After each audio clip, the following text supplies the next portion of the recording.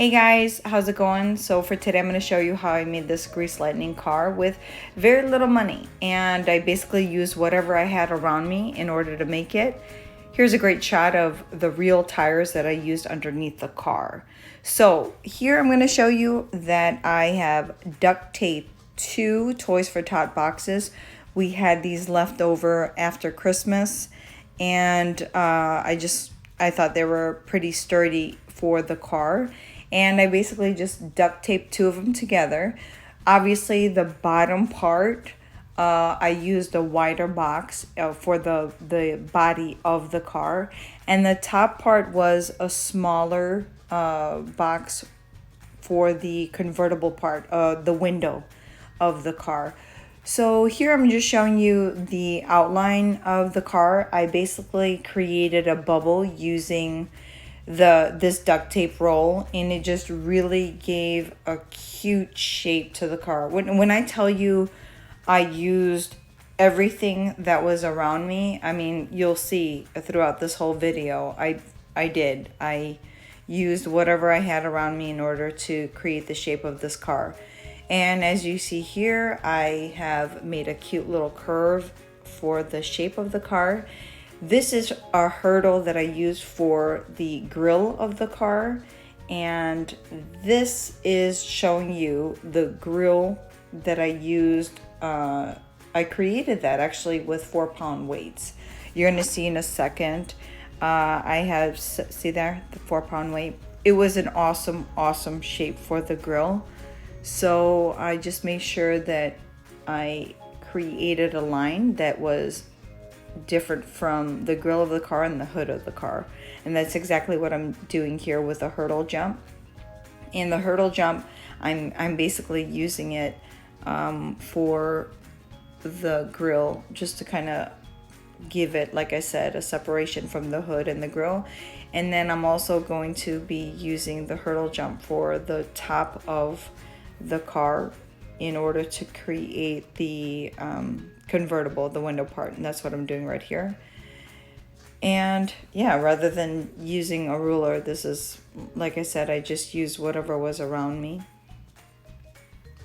So there I am again creating bubbles at the end of every single body of the car to add dimension. And what I basically did was every time I curved something out, I stood up and I looked down at the car just to make sure that the shape was exactly what I wanted. This was an actual weight for one of the machines, and I thought this was a phenomenal shape for the rear view mirror. You're gonna see in a second when I take this away. It just made a great drop, and it made a great rear view mirror shape. And like I said, I mean, guys, just take a look around you and see what you could use to create things. I mean, if you have, a very imaginative mind, you could definitely create anything. And you see that little nick on the box right there, when you'll see in a second. Here I'm just tracing this around, and you see how the bottom is open. Don't worry about that, because the second I start tracing the bottom there, and then I move on to the next piece, and then I move on to the next and the next. The second I'm done with that, what I do is I just kind of take away the weight, and I end up, see, that's a great shape right there. I ended up taking away weight, and I flip it over, and then I just connect the dots from there. That little tear that I'm talking about right there, don't worry about that, because that's going to be actually covered up with paint. So any kind of accidental tears, again, don't worry about that, because you're going to end up painting over it and no one's going to be able to tell. And then I just deepen up the lines, because I just want to make sure that I'm able to see where I'm going to trace it out with the razor. That's a jump rope, guys. That's what I used in order to create the bubble of the hood. And what I'm gonna do in a second is I'm going to make sure that I create a little bit more of a height for the bubble by using a Muay Thai pad, and that I'm gonna place in the middle in order to do that, just so again there is a little bit of a height in the hood of the car. And once I lay it out and I take a look at it and I'm like, okay, this is good. I take away the Muay Thai pad and then I just start tracing. But I trace lightly. I press on the rope hard and I do press lightly on the pencil, the lead pencil.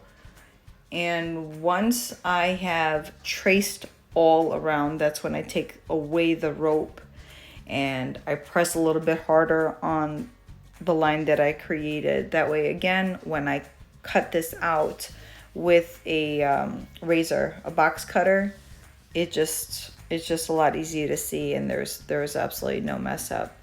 And there I go. I started tracing it again lightly, and I just move every 2 seconds. Next spot, next spot, next spot. Keep on going. This was a lot of fun to make, guys. Just make sure that you have enough space, you know, in order to do this. And I like a quiet environment. I did this when no one was around. The gym was absolutely closed. And here you see I took away the jump rope. I just made the line darker. That way I'm able to trace it out. And then for the lights of the car, I used, you know, 2 other weights. One obviously bigger than the other because the upper part of the light is supposed to be a little bit more of a circle than the bottom part of the light. And that's, I just used this way to trace it out. And that's the bottom part.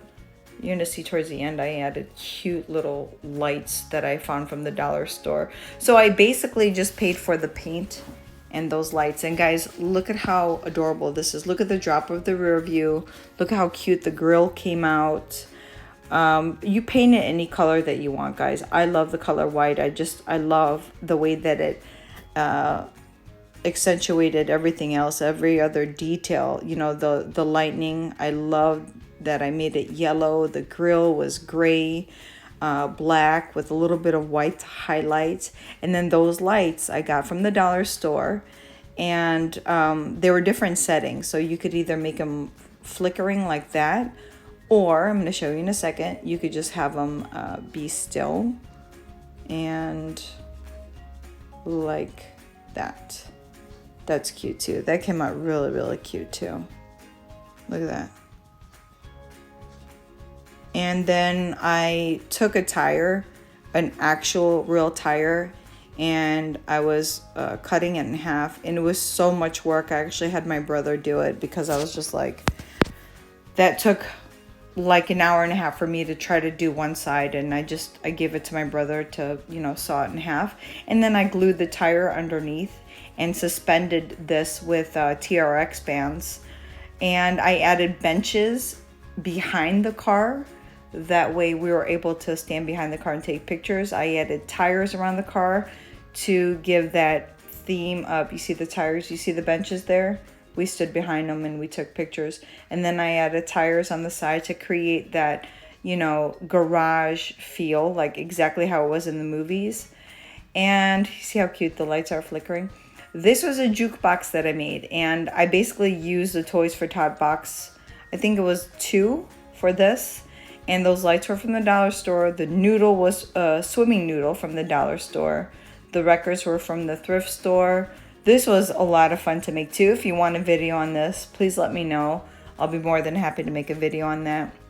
That was so much fun making. And I also made, look how cute this car is. Like, I can't. This was so much fun to make, guys. And you saw how very little that, you know, you needed to make it. I also had material left over for large shakes. You see that to the right? I just added balloons, a noodle, and a little bit of paper, and I just, you know, created the shape of a large shake. And there we are having a good time, guys. It was so much fun.